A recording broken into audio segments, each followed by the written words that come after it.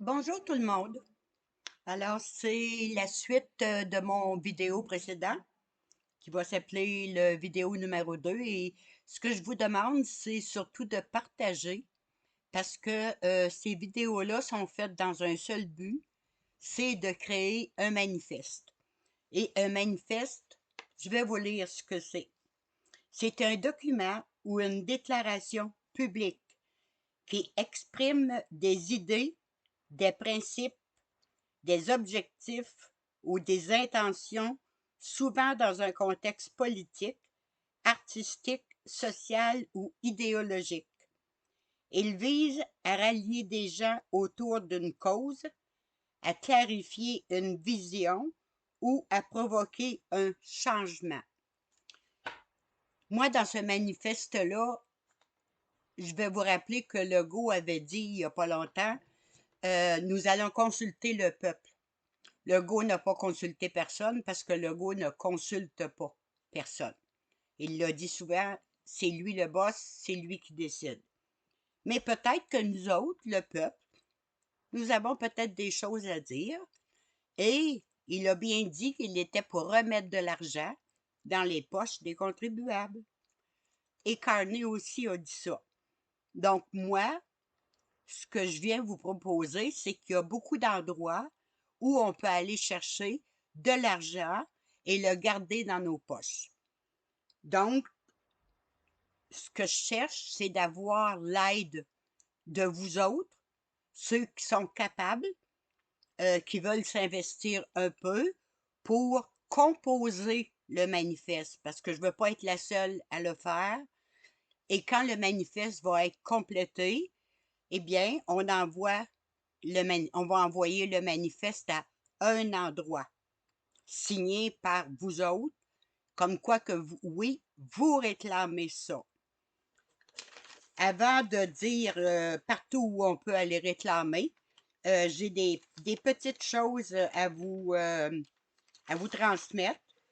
Et ça va être un petit peu décousu, mais vous allez voir à la fin, tout se tient. Dans les nouvelles ce matin, ben, hier ou avant-hier, ils ont parlé de ça ce matin, c'est le vol des bijoux au Louvre. Moi, quand j'ai su ça, puis que j'ai su ce que ça, le coût de ces bijoux-là, les couronnes, les tiares, les boucles d'oreilles, les colliers, je me disais, c'est terrible comment qu'une couche de la société peut vivre dans des richesses épouvantables en maintenant le peuple dans une pauvreté épouvantable aussi. Tu sais, on parle de la France il y a, 300 ans, 400 ans. Les gens travaillaient 7 jours semaine à la force de leurs bras, mangeaient ce qu'ils pouvaient. Euh, et pendant ce temps-là, il fallait qu'ils donnent de l'argent pour faire vivre leur roi. Et eux autres étaient maintenus dans une grande pauvreté, une misère totale. Et c'est ça qu'on appelait une taxe d'assises. Ils devaient donner un tel montant pour contribuer à la société, c'est-à-dire, bon, dans les taxes d'assises, bon, OK, on va partir comme ça. Je vais vous lire c'est quoi une taxe d'assises. Alors, la taxe d'assises, prenez note que la taxe d'assises ASSISE est une ancienne taxe en France liée à l'histoire médiévale et féodale. C'était une contribution financière que les habitants d'une ville ou d'une région devaient payer à un seigneur ou à une autorité, comme le roi, pour financer certaines dépenses, souvent liées à la justice, à la défense ou à l'administration locale. Alors, la taxe d'assises ASSISE, c'était dans le vieux monde.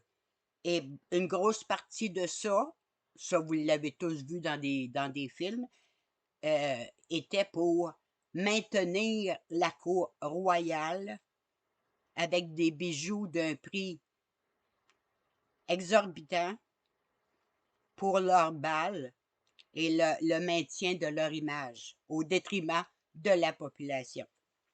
Aujourd'hui, au Canada, oui, nous avons une taxe d'assises. Mais la taxe d'assises au Canada, ah oui, la taxe d'assises, excusez-moi, cette taxe a disparu avec le temps, mais elle peut apparaître dans certains contextes historiques. Alors, cette taxe-là, la taxe d'assises, déjà, dans le Vieux Monde, a été abolie, mais elle aurait apparu sous un nom, une écriture différente. Maintenant, elle s'appelle la taxe d'assises, ACCISE, une taxe que nous avons au Canada. OK? Et je vais vous en reparler un petit peu plus tard. Alors moi, c'est ça. Je me disais, c'est terrible, terrible d'avoir maintenu le peuple dans une... Moi, mon image, là, c'est je vois les gens dans les champs, dans la poussière, dans la misère, même pas d'eau courante. Pendant ce temps-là, bon, je vois la cour du roi avec leurs bijoux et leurs habits royaux et... Ah, ça ressemble un petit peu à aujourd'hui, hein? Ouais, on maintient les élus dans une grande richesse et très, très, très souvent dans des délits d'initiés, mais ça, il n'y a pas d'enquête là-dessus. En tout cas, c'est ça. Le rapport de la vérificatrice générale du Canada, elle a parlé de Revenu Canada, que généralement les gens n'ont pas de réponse. Et quand vous pouvez les rejoindre, une personne sur 10 donne les bons renseignements. Mais si vous appelez à Revenu Canada, ce n'est pas... C'est du cheap labor, comme on dit. Et très, très, très souvent, on a de la difficulté à comprendre ce que les gens nous disent. Parce que c'est pas de l'anglais, puis c'est pas du français comme nous. Vous comprenez ce que je veux dire? Il y a énormément d'immigrants qui travaillent dans ces endroits-là. Et le taux d'inflation au Canada, 2,4 et au Québec, 3,3. Alors, quand on parle du taux d'inflation, faut pas oublier qu'il faut ajouter l'inflation du mois passé, du mois d'avant, de l'autre mois avant, de l'autre mois avant. Donc, nous sommes rendus à 18%. Et savez-vous ce qui crée le plus d'inflation présentement? C'est les produits locaux. Tu sais, acheter localement, là, bon, ben, le local coûte plus cher que ce qui vient des autres pays. Faut le faire, hein? Ouais. OK, alors je vais aller chercher des petites choses que j'avais écrites, parce que moi, j'ai la manie de tout écrire. Voici. Alors, ici, tout nouveau, aux États-Unis, un décret sur les passeports maintenant, vous ne pouvez plus cocher une case autre. Vous êtes un homme ou une femme sur le passeport. Ce qui est bien correct, hein? Parce que dans la nature, que ce soit des fleurs, des abeilles, des oiseaux, des corneilles, des canards, des éléphants, des girafes, un chien, un chat et un humain, tu as un mâle puis une femelle. Alors, c'est ce qui va être écrit aussi sur le manifeste que le gouvernement au Québec. Si quelqu'un veut faire un manifeste en anglais pour le restant du Canada, bravo. Moi, je m'occupe du Québec. Donc, je veux que le gouvernement s'engage à n'avoir que ce que la nature donne, deux sexes, deux genres, masculin et féminin. Maintenant, l'Hydro-Québec, il y a une grosse campagne présentement pour avoir des thermostats intelligents. C'est le programme ILO. Et moi, j'ai appelé pour m'informer. Donc, en période ordinaire, on surchauffe, OK? Et en période de pointe, on diminue. Ça veut dire que l'Hydro-Québec, de leur bureau là-bas, là-bas, là-bas, vont avoir le contrôle sur votre thermostat. Comprenez-vous? J'espère que vous comprenez. Alors, Carney a promis l'investissement de 1000 milliards aux États-Unis. Si Carney est capable de faire ça, si le gouvernement fédéral est capable de faire ça, est-ce que ça veut dire qu'on paye beaucoup trop d'impôts? Moi, je fait qu'il n'est pas capable de séparer ce 1000 milliards-là entre les 10 provinces pour bâtir des logements, augmenter la viabilité des familles? Parce que vous savez qu'avec toutes les études qu'il y a, une famille qui ne gagne pas 25 000 par année est sous le seuil de la pauvreté. 25 000 par année, tu es sous le seuil de la pauvreté. Ça pourrait être quelque chose demandé aussi dans le manifeste. Il y a tellement d'argent de gaspillé partout. Je vais vous en faire la preuve en plus. Alors, on a dit cette semaine que la chasse, les permis et tout ça, ça rapporte 1,3 milliard. À quoi sert cet argent?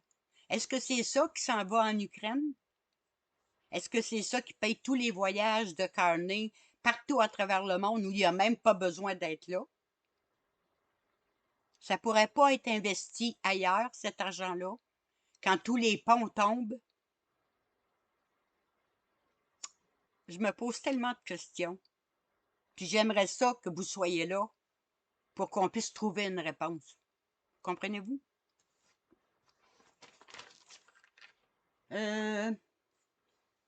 Oui, on parle beaucoup de pénurie d'eau parce que là, la pluie a commencé hier un petit peu, mais on parle de pénurie d'eau. Et à plusieurs interviews à la télévision, on a parlé de compteurs d'eau. Alors, s'ils mettent des compteurs d'eau, si une loi passe là-dessus, quand on dit que le Canada, surtout le Québec, c'est le plus grand réservoir d'eau douce qu'il y a, alors ça veut dire qu'on est capable de couper votre compteur d'eau. Comprenez-vous? Puis d'un autre côté, moi, je veux revenir à ça. Moi, je dis toujours aux gens, il faut essayer il faut essayer de penser comme on veut que nous pensions. OK? Il faut essayer de créer avec notre conscience. Et pour créer avec notre conscience, il faut être conscient qu'il y a quelque chose qui ne marche pas là. Ça ne marche pas dans la société. Pourquoi? Parce qu'on nous a dit comment penser, comment être des bons citoyens qui écoutent et qui marchent avec la tête en bas en disant merci. Quand ils ont fondé le premier gouvernement, mettons, au Canada ou au Québec, qui un jour a décidé de dire, moi là, cette terre-là, toute cette forêt-là, ça m'appartient. C'est à moi. C'est à moi. On appelle ça les terres de la couronne. Non. Ce sont les terres du peuple. Et moi, je suis d'accord aussi avec les Autochtones qui vont réclamer certaines terres, mais les Autochtones n'étaient pas partout. Les Autochtones, pour avoir de l'argent, ils ont vendu beaucoup de terres. Ils ont même accepté d'aller s'enfermer dans des réserves en échange d'un chèque. Moi, j'aimerais ça. J'aimerais ça connaître toutes les ententes qu'il y a avec les Autochtones. Parce que ça devient un petit peu difficile à accepter tout ça. Il y a trop, il y a trop de choses cachées. Il y en a trop. Puis quand tu regardes toutes les réserves qu'il y a partout à travers le Québec, il y a combien de ces réserves-là que les gens n'ont même pas d'eau, mais que les chefs ont une super de maudite belle cabane, par exemple, hein? Ouais, mais pas le peuple. Moi, j'ai été élevée ici, à Maniwaki, à côté de Gidjigan-Zibi, la réserve qu'il y a à Maniwaki. On a une superbe entente avec eux autres. On a toujours été mélangés. On va dans les mêmes magasins, on va dans les mêmes restaurants. Moi, je vais magasiner sa réserve, eux autres viennent à Maniwaki. Et la réserve de Gidjigan-Zibi à Maniwaki est prise en modèle à travers le Canada. Eux autres, le peuple, ils ont ce qu'ils ont besoin. Puis ils ont des tannantes de belles maisons, puis ils ont des puits, puis ils ont des voitures, puis c'est super beau, puis c'est propre. C'est clean, cette réserve-là. Mais il y en a d'autres que les familles n'ont même pas d'eau courante dans leur maison. Il y a un problème, hein? Puis eux autres qui reçoivent tant d'argent du gouvernement, est-ce qu'il y a une enquête publique qui a été faite là-dessus? Qui se met de l'argent dans les poches au détriment du peuple? Il faut se poser ces questions-là. Il faut arrêter de vivre dans notre petit cercle, tout petit, là, parce que c'est votre argent. C'est toujours votre argent. Parce que le gouvernement n'a pas une scène noire. Vous comprenez? Tout ce que le gouvernement dépense et tout ce que le gouvernement donne, en chèque, en subvention, en n'importe quoi, c'est votre argent.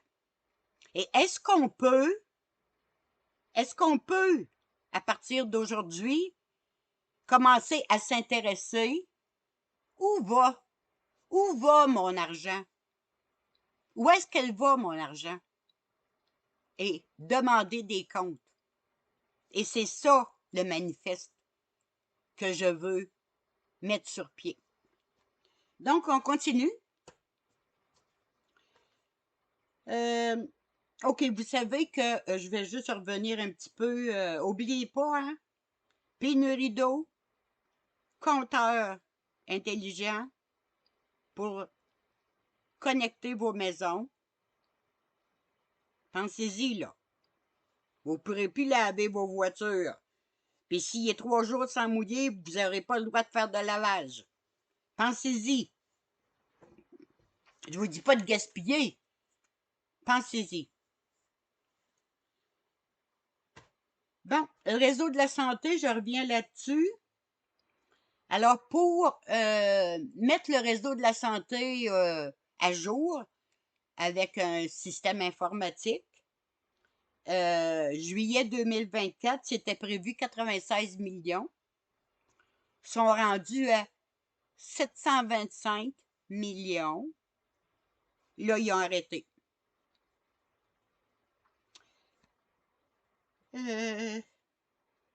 le projet il est mis sur pause. Et je voulais vous parler, en parlant de santé, je voulais vous parler, vous savez que Dubé il a nommé une dame à Santé Québec pour couper 1 milliard dans le réseau de la santé. Est-ce que vous vous souvenez qu'aux vidéos précédentes, il y a 47 000 fonctionnaires dans les CIUS, les SUS et les CISO qui ne donnent aucun soin à la population. Alors, dans le manifeste, tout ça doit être aboli. L'argent doit retourner dans les hôpitaux et ces fonctionnaires-là doivent être envoyés travailler dans les hôpitaux pour des soins à la population. C'est fini de traîner des gratte-papiers payés à gros salaire avec une grosse convention collective. Vous le savez, hein, que prenez juste cette ligue. Bon, ben, tu es incompétent, on t'envoie dans un autre ministère. Pourquoi? Un gars ou une femme qui va travailler dans une usine, s'il est incompétent, ils ne l'enverront pas dans l'usine voisine, hein? Ils vont l'envoyer chez eux. Comment se fait-il que tous ces gens-là ont un statut particulier? Je vais vous dire pourquoi. Regardez bien. Alors, la patronne de Santé Québec a un conseil d'administration, n'est-ce pas? Alors, la présidente du conseil d'administration à Santé Québec, c'est Christiane Germain. C'est l'ex-conjointe de Christian Dubé. OK? Et elle gagne 173 000 $ par année pour être présidente d'un conseil d'administration. Pourtant, un conseil d'administration ne travaille pas 5 jours semaine, là. Non, non. Moi, j'ai fait partie d'un conseil d'administration et c'est pas 5 jours semaine, là. Alors, elle, l'ex-conjointe de Christian Dubé, présidente du conseil d'administration de Santé Québec, gagne 173 000 $ par année. Puis elle a 2 300 $ pour sa voiture. Et la conjointe présente de Christian Dubé, vous savez que c'est elle qui était en charge du panier bleu. Une dame qui n'avait pas une crise de scène, puis qui s'est mis millionnaire avec le panier bleu. OK? Puis Christian Dubé, qui a eu sa job offert par Fitzgibbon, il était dans un spa, sous les deux, puis c'est Fitzgibbon qui a dit « Viens, on va te donner une bonne job. » OK? C'est comme ça que ça marche. C'est ça qui doit finir. C'est ça qui doit cesser dans le gouvernement. Il faut que ça arrête. OK, alors moi, toutes les petites, les petits papiers verts que j'avais mis partout, OK. Alors ça, j'ai fait ce que j'avais dans ce dossier-là. OK. Ça aussi. OK, on est arrivé à la taxe d'assises, je vous en ai parlé. Donc, la taxe d'assises, c'est sur l'essence. C'est 10 cents le litre. Ça, c'est comme vous donnez de l'argent à votre roi, un peu comme il y a 300 ans.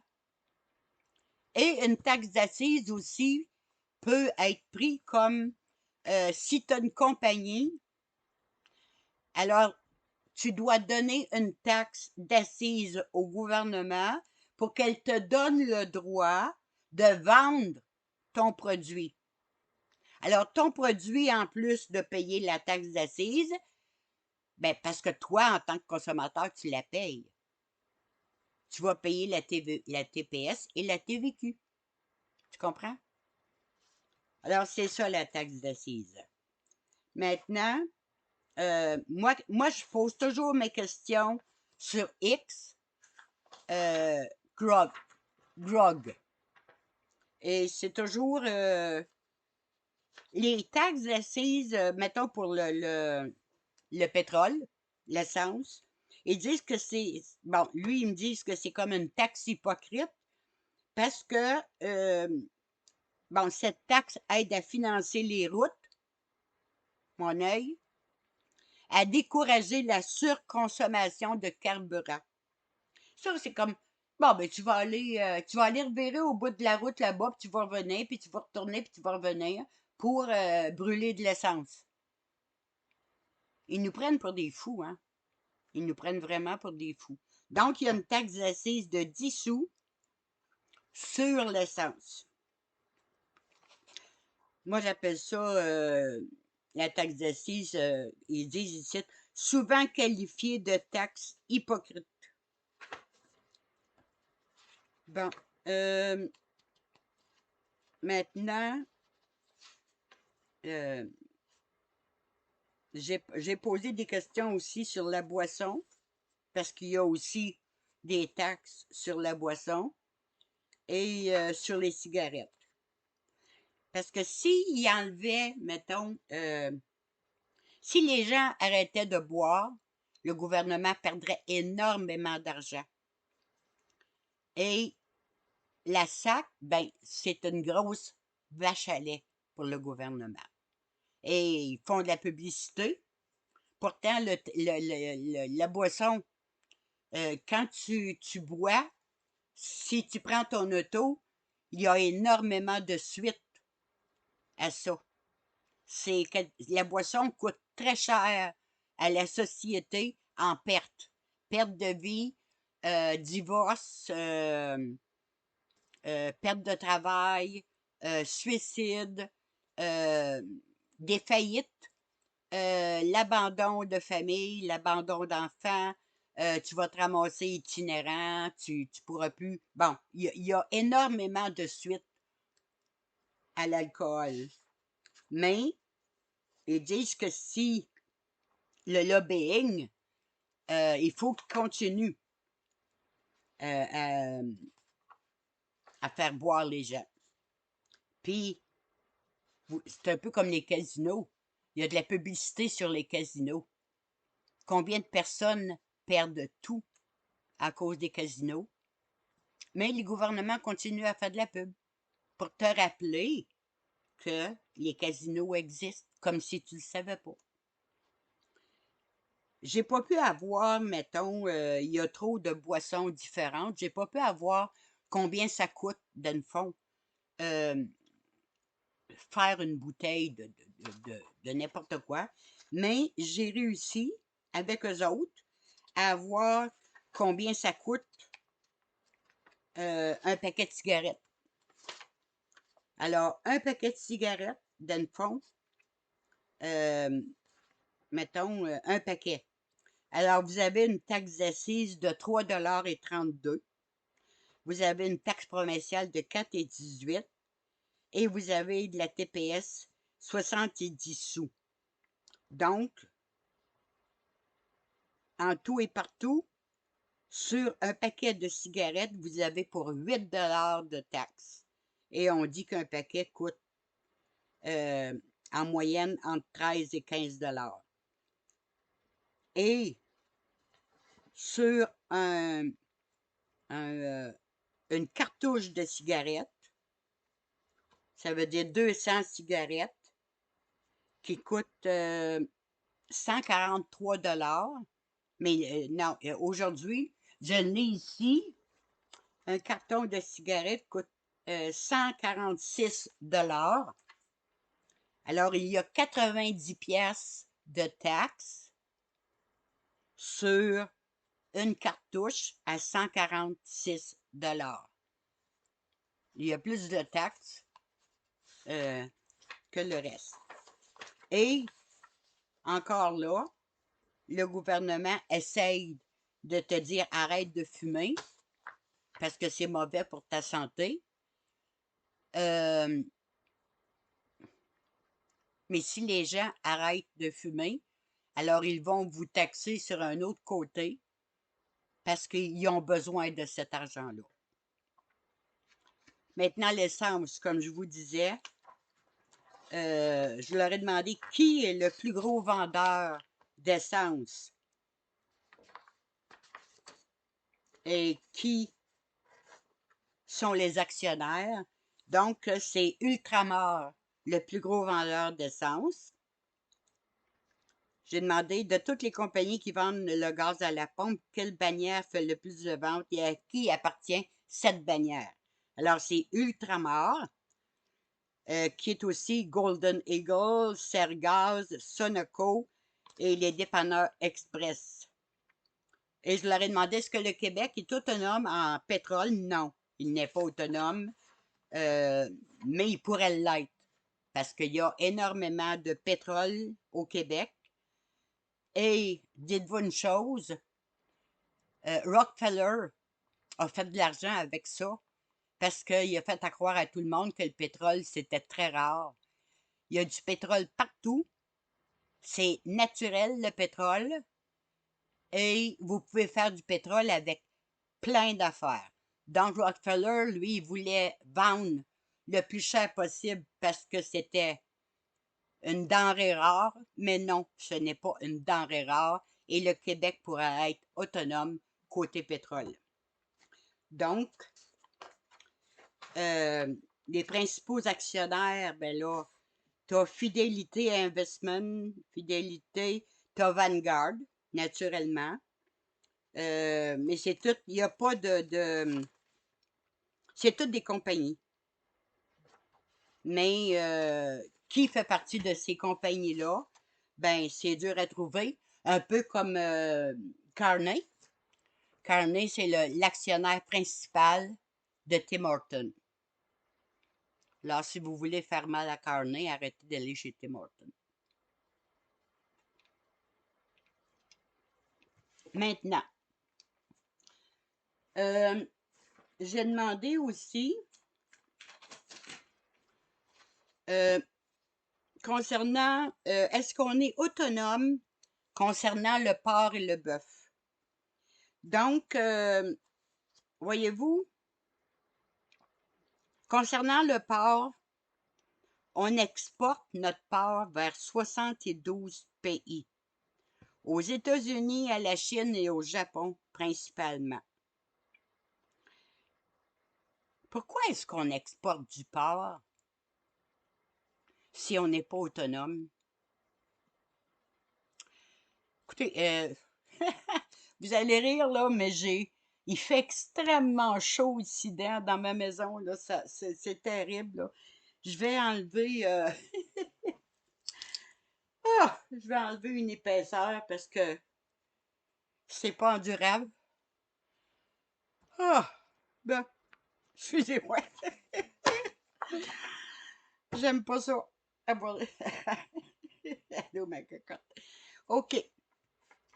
Donc, on n'est pas autonome concernant notre porc. Mais pourquoi que on envoie notre porc dans les autres pays? Moi, je comprends pas, là. Mettons ici, là, au Québec. Moi, j'ai toujours demandé pour le Québec. J'ai dit, bon, le Québec est-il autonome en matière de viande de porc et de bœuf? Alors, le porc. Pourquoi qu'on ne garde pas notre porc québécois au Québec? On sait comment ils sont élevés. On sait ce qu'ils mangent. Vous savez déjà, là, vous avez remarqué, hein, tout ce que je dis, le gouvernement a pris le contrôle sur tout. Le gouvernement contrôle vos vies de la naissance à la mort. Moi, j'ai été élevée sur une ferme et au printemps, il y a des gens qui venaient et disaient, bon, ce petit cochon-là, là, tu l'élèves, puis à l'automne, tu vas le tuer, puis il va venir le chercher. faisait la même chose avec les bœufs. Tu peux plus faire ça aujourd'hui. Non, mais non. Hey, faut que le gouvernement contrôle. Vous comprenez? Pourquoi qu'on peut plus faire ça aujourd'hui? Moi, j'aimerais ça, aller sur une ferme, puis aller, qu'on soit deux, puis aller se chercher un bon cochon, là, qu'on sait comment est-ce que le fermier l'élève, puis du bœuf. Mais non, on ne peut plus faire ça aujourd'hui parce que le gouvernement contrôle. Juste un petit aparté, vous savez que la CAQ a exigé de Mastercard qu'ils élèvent leur taux à 5% sur la somme due. Vous devez payer au minimum, au lieu de 4%, 5% sur ce que vous devez. Comment se fait-il que le gouvernement peut obliger une compagnie à élever son taux? C'est parce qu'on est rendu avec un gouvernement qui contrôle absolument tout. Et moi, ce que j'aimerais faire comprendre aux gens, c'est est-ce que une province comme le Québec a besoin d'un gouvernement? Et je vais en venir aux sociétés d'État comme la SAAC, avec la grosse arnaque qu'ils ont fait, la SAC aussi. Dans le manifeste, nous devons demander que toutes ces sociétés d'État-là deviennent privées.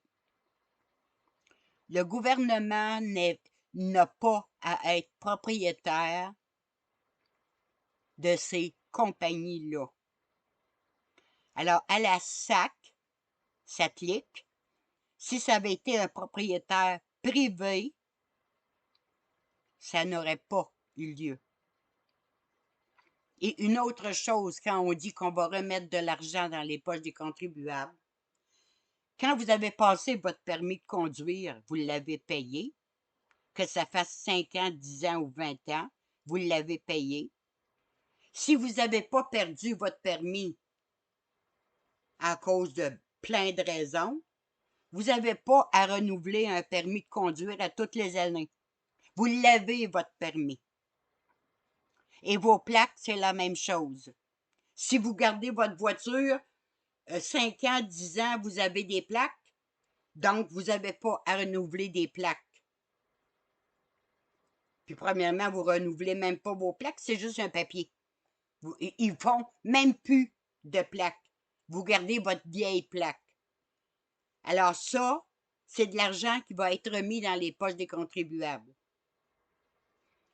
Et comme je vous dis, si les sociétés d'État étaient au privé, il n'y en aurait plus d'arnaques comme ça. Il n'y en aurait plus. Et on ne serait pas obligé de payer autant d'impôts et autant de taxes. Vous comprenez? Alors, c'est ça qui va être dans le manifeste. On va dire au gouvernement, nous autres, où aller chercher l'argent. Et prenez les assurances. On augmente l'assurance de tout le monde à toutes les années. Non. Moi, j'ai pas eu de réclamation. Pourquoi est-ce que mes assurances augmenteraient? J'ai pas eu de sinistre et j'ai pas eu de réclamation. Expliquez-moi. Il faut arrêter de payer pour tout le monde. OK? Et la personne qui conduit en état d'ébriété et qui tue quelqu'un, non, moi, je ne paierai pas pour. Non, mes cotisations n'augmenteront pas. Pendant que moi, je fais attention, je vais aller payer pour quelqu'un qui a conduit pas de tête? Non, non. Et une autre chose que je m'explique pas, comment se fait-il qu'un enfant de 16 ans peut avoir une voiture entre les mains, mais si il tue,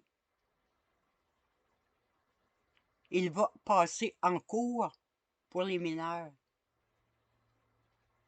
Dites-moi, c'est vraiment une question d'argent, n'est-ce pas? Parce qu'un enfant de 16 ans coûte très cher pour avoir premièrement ses licences. Deuxièmement, les assurances. Si t'es une fille, pas pire, mais si t'es un gars, tu payes les yeux de la tête. Mais c'est encore juste pour de l'argent. Alors, il faut être cohérent. Il faut être cohérent en tant que société. Alors, regardez présentement là, la grève des autobus. Là. Un chauffeur d'autobus gagne 106 000 par année. Les gens qui entretiennent les autobus, qui travaillent à l'intérieur, tout seuls, qui n'ont pas à se chicaner ou se battre avec des voyageurs, je ne sais pas combien ils gagnent. Ils nous disent jamais, quand les gens sont en grève, ils nous disent jamais combien ils gagnent. Mais est-ce que les autobus sont au garage à tous les jours? Non. Au lieu de faire la grève et de pénaliser la population, les jeunes qui vont à l'école, les personnes qui vont à des rendez-vous, que ce soit la raison que ça voudra, pourquoi est-ce qu'ils ne font pas une grève et laisser passer le monde au lieu de pénaliser? Ils sont tous dans le même syndicat de toute façon. Et vous savez que la STM, ça je l'avais tantôt, la STM, quand Geneviève Guilbeault a pris ça, attendez, j'ai ici, je l'ai, la STM, où j'ai écrit ça, je pense que, selon ma mémoire, la STM, ils ont 106 millions de dettes. Ils ont 106 millions de dettes. Mais là, Guilbeault a pris ça, puis elle a inventé un autre département qui va s'appeler, ici, je l'ai. La STM, oh mon Dieu, Société de transport de Montréal, 260 millions de dettes. Et un chauffeur d'autobus gagne 106 000 annuellement. Et là, la Guilbeault, elle a ajouté l'Agence de mobilité Infra-Québec. Ça change beaucoup de choses, ça. Mais pourquoi il n'y a pas une enquête sur les dettes? Une société qui a des dettes et qui va augmenter encore les employés. Pourquoi? Parce que c'est votre argent. Si c'était au privé, non. Est-ce que c'est normal que le gouvernement entend, quand arrive une grève ou n'importe quoi, le gouvernement négocie avec tout ce qui existe à peu près au niveau de la province de Québec? Non. C'est pas son rôle. C'est pas son rôle de négocier avec des employés. Le gouvernement est là pour gérer et non pour négocier. C'est aberrant. C'est aberrant. Je regarde des sites Hydro-Québec. Le 12 mars 2024, ils ont donné des bonus pour 37 millions. 37 millions. Il faut le faire, là. Écoutez, moi, là, c'est bien dur à suivre, puis c'est bien dur à comprendre. Puis ce que je trouve le plus dur, c'est que vous autres, on dirait que ça vous intéresse pas où est-ce qu'il va votre argent. Ça serait pas le fun qu'ensemble, on découvre comment aller chercher peut-être 200 $ de plus qui seraient dans vos poches? Ça serait pas le fun de réclamer ce qu'on vous a volé? Moi, c'est ça qui est mon but. C'est juste ça qui est mon but. Regardez une famille qui a de la difficulté à arriver, la chicane va pogner entre le mari puis la femme ou les conjoints, puis là, ben, la DPJ va s'en mêler, ça va mal dans le shop, on manque de nourriture, faut aller pas au comptoir familial, mais à l'aide, là. Puis là, la DPJ va s'en mêler, puis ils vont enlever les enfants, puis ils vont mettre les enfants dans une famille d'accueil, puis ils vont leur donner 1000 pièces par mois. À la famille d'accueil. Ou est-ce que l'enfant va peut-être être battu, violé, abusé, au lieu d'aider la famille qui a des difficultés à arriver? C'est ça notre société. C'est ça. C'est de détruire dès l'enfance.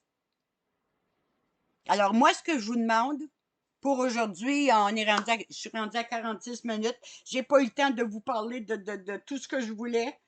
Moi, je reviens à la viande.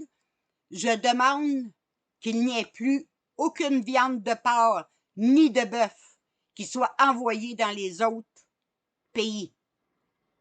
On va manger ce qu'on produit nous autres. De toute façon, ça s'en va tout en bateau. C'est de la pollution.